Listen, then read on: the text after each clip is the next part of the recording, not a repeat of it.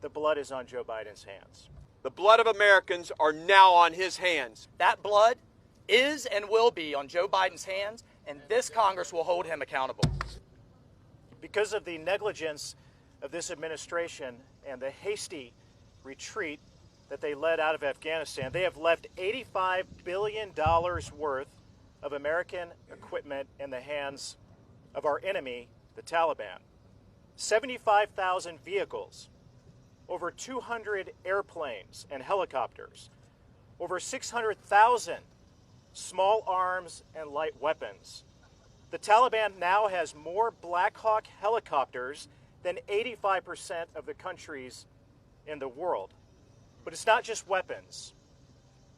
They have night vision goggles, body armor, and, unbelievably, the Taliban now has biometric devices which have the fingerprints, eye scans, and biographical information of all of the Afghans who helped us and were on our side over the last 20 years. There is no plan by this administration to get those weapons back. There is no plan to account for any of this equipment or these weapons. Let me be very clear. If any American is harmed, injured, or killed and not safely evacuated out of Afghanistan, or if any of these weapons or this military equipment is used to harm, injure, or kill an American now or at any time in the future, the blood is on Joe Biden's hands. America is going to face Al-Qaeda 3.0. The intelligence community has been clear and has briefed us repeatedly. The Taliban taking over means Al-Qaeda 3.0 comes roaring back. Except now we're in a worse position than we were before 2001. We have no bases in the region. Our local allies are being hunted down as we speak. And as you've heard today, the Taliban are going to be armed to the teeth so that when future American soldiers have to go back in to deal with the problem and deal with the incompetence of this administration, how many are going to die now? Because they're going to have to fight their way through our own equipment, our own damn equipment, to deal with Al-Qaeda 3.0. Are we going to have another Pulse nightclub? Are we going to have another San Bernardino? Are we going to have another 9/11 because of that incompetence? Well, this Congress is going to lead.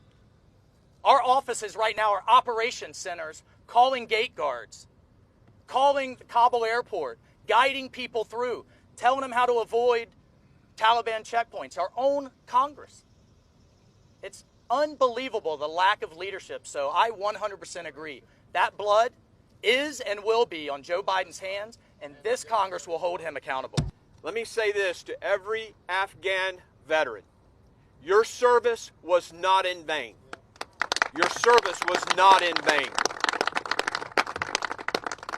To those children, those Gold Star children and families, your sacrifice protected America from a terrorist attack for 20 years.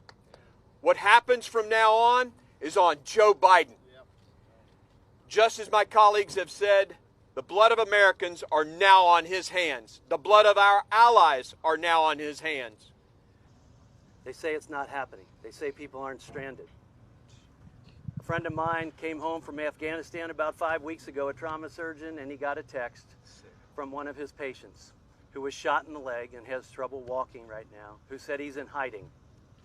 He said he got a text from the Taliban that said, "We know who you are. We have all the government data. We're hunting you down. Turn yourself in because we're hunting you down otherwise." His response was, "I'm dead either way."